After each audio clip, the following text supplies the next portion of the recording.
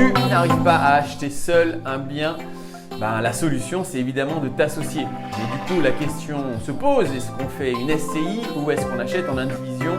C'est parti.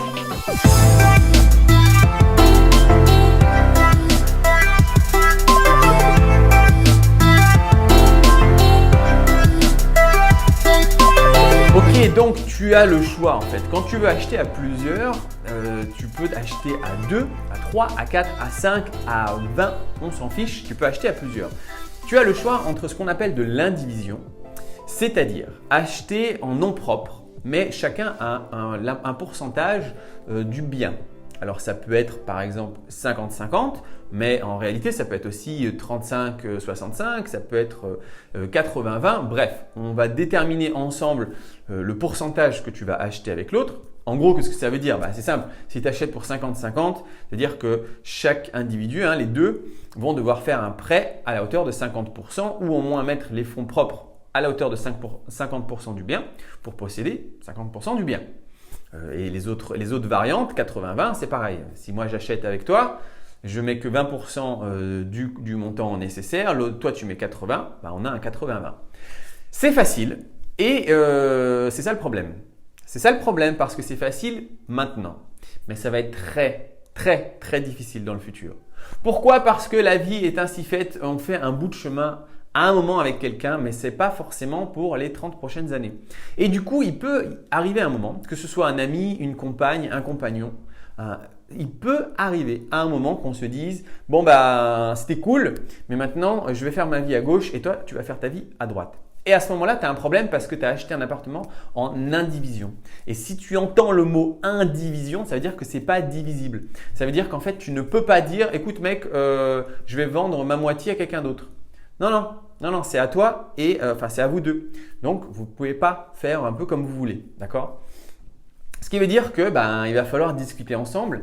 Alors, si les termes sont bien entre vous, c'est bon. S'il y a du conflit, ça va être très difficile puisqu'il va falloir être d'accord ensemble pour faire une action. Si vous voulez vendre, il va falloir que tous les deux, vous vendiez ensemble. Genre, vous soyez d'accord pour vendre. Si vous voulez garder l'appartement, la même chose. Bon, le problème, c'est s'il y en a un qui veut vendre et l'autre qui n'a pas envie de vendre. Parce que si c'est toi qui as envie de vendre pour récupérer ton investissement, par exemple, tu ne peux pas. Si l'autre n'a pas envie, tu ne peux pas. C'est simple, tu vois. Et du coup, ça va être problématique. Parce que qu'est-ce que tu vas faire? Le mec, s'il n'a pas envie de vendre sa part les 10 prochaines années, tu ne vendras pas ta part les 10 prochaines années. Et donc, ça va créer un espèce de conflit. Tu vas être lié à quelqu'un à qui tu n'as plus spécialement envie d'être lié. Ou en tout cas, dans le monde du business, tu n'as pas spécialement envie d'être lié. Voilà. Alors, c'est facile. Tu seras évidemment en nom propre. Alors, en nom propre, ça va engager que tu seras, si c'est du meublé, en LMNP ou en LMP. Bref, ce n'est pas exactement les mêmes conditions. Voilà. Donc, facile maintenant, plus difficile plus tard s'il y a conflit. Après, s'il n'y a pas de conflit, il n'y a pas de souci. Ou alors, ta deuxième option, c'est d'acheter en SCI pour Société Civile Immobilière. À ce moment-là, comment ça marche? Vous créez ensemble une société. Alors malheureusement, le désavantage, c'est que tu dois payer des frais. Ça va entre 400 € si tu le fais sur Internet à 1500 € si tu passes par un professionnel, un notaire, un expert comptable ou un avocat d'affaires. Bon, tu vas créer une SCI qui va être une société immobilière qui, en fait, tu auras juste des parts d'une société. Et dans cette société, la société, elle, va posséder le bien en immobilier. Donc, le même appartement, vous créez une SCI. La SCI va acheter le bien. Tu disposes 50% de parts de cette société. Ton associé dispose lui aussi de 50% des parts. Si l'un ou l'autre a envie de se casser et de vendre ses parts, il en a tout à fait le droit.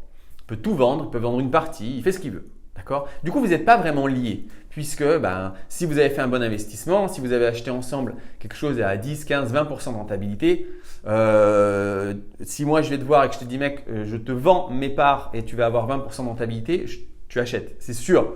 Tu vois, qui refuserait 20% de rentabilité? Donc, trouver un acheteur ne sera pas un problème. Par contre, tu peux vraiment te dégager, te sortir de là si tu n'avais pas envie d'être, si tu n'as pas envie d'être coincé. Donc, une SCI, c'est pas mal. Il y a un autre avantage, c'est l'avantage patrimonial, c'est-à-dire que tu peux léguer tes parts de SCI à ton héritier et la facilité de transmission, elle sera beaucoup plus facile, c'est-à-dire qu'en gros, il va payer rien, pas d'impôt, à ton héritier, alors que en indivision, là, c'est la galère. Pourquoi? Parce que En indivision, si l'un des deux meurt, ce qu'on ne souhaite à personne, mettons tu as acheté une maison carrément en indivision avec quelqu'un et tu vis dedans et l'autre meurt. Là, tu as le choix en fait. Tu dois ou racheter les parts pour racheter l'ensemble de la maison. Si tu peux, tant mieux. Ou bien sinon, tu dois vendre. Parce que les héritiers, ils héritent de la moitié du bien. Et ça va être conflictuel en fait. C'est compliqué quoi. Moi, si j'hérite de la moitié du bien, comment ça marche? Je te fais un loyer de la moitié de la maison et tout. Tu vois, c'est galère. C'est un petit peu galère. Tu peux trouver des solutions. Vous pouvez vendre, vous pouvez garder, tu payes un loyer pour l'autre moitié, tu peux racheter. Mais c'est un peu compliqué. Surtout si l'héritier en question, lui, il a des impôts à payer. C'est-à-dire, comment ça marche? Si tu n'as pas fait une SCI et que ton héritier hérite de ta part, mettons, tu as une valeur de 100 000 euros. 100 000 euros. Tu meurs, ton héritier il va hériter de 100 000 euros. Mettons que ton héritier, ce n'est pas tes enfants, ce n'est pas quelqu'un de proche, c'est un ami. Donc, c'est quelqu'un d'éloigné au niveau sanguin dans la famille.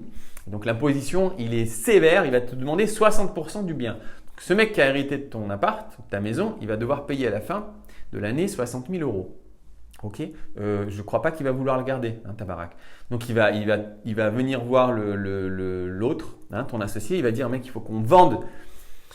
Et vous allez vendre ou pas. Et donc, dans tous les cas, ça va être chiant, ça va être compliqué. C'est pourquoi une SCI, malgré le fait qu'on a l'impression que c'est un peu difficile, un peu compliqué au début, tu vois, à mettre en place. Puis, il faut lâcher 1 000 euros, quoi. Bon. Et puis après, il y a un peu des comptes à gérer, bon. C'est un petit peu plus technique administrativement parlant. Mais dans le futur, ça va t'apporter tellement de bonnes choses par rapport à une indivision qu'il faut vraiment réfléchir. Je ne dis pas que la SCI est meilleure que l'indivision, je dis qu'il faut vraiment réfléchir avec qui tu achètes, avec comment tu fais ta stratégie immobilière, comment il y a le système au cas où l'un des deux décède, comment ça se passe. Tu vois, il faut vraiment tout réfléchir, avoir un plan d'action.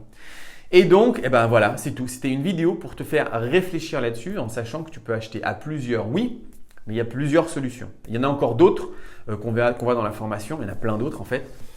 Mais c'est ça, l'aventure immobilière, c'est de la réflexion, c'est réfléchir, c'est comprendre comment tout fonctionne et prendre des bonnes décisions tel un bon gérant. Voilà, c'est tout pour aujourd'hui. Si cette vidéo t'a plu, tu peux t'abonner. Non, si cette vidéo t'a plu, tu peux mettre un pouce bleu. Et si tu t'es pas abonné, tu peux t'abonner. Voilà, c'est ça le truc. C'est tout pour moi pour aujourd'hui. On se voit la prochaine fois. Ciao!